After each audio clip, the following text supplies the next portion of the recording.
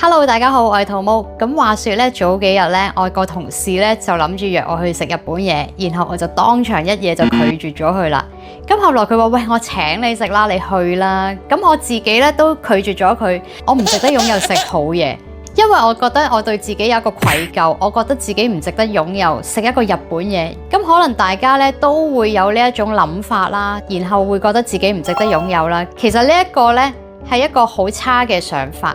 原因係乜嘢呢？可能就係因為你童年嘅時候，你見到你嘅爸爸媽媽可能都過嘅日子都唔係好舒服、好辛苦咁樣啦。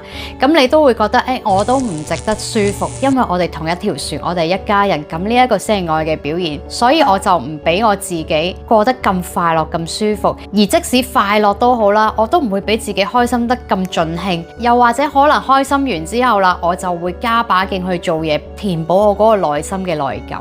咁而呢一種都係一個潛意識引發出嚟嘅一個思想，然後可能影響到你嘅生活啦，亦都可能影響到你嘅工作，甚至乎金錢添。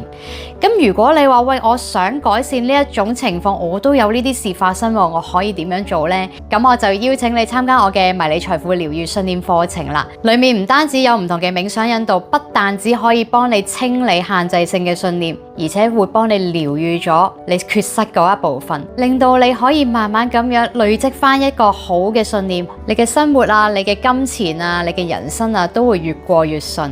咁而呢一個課程呢，只需要一餐飯，一個打邊爐嘅價錢，就可以令到你可能擁有豐盛美好嘅人生。仲唔快啲行動？快啲 click 落去我條 link 嗰度睇下詳情啦！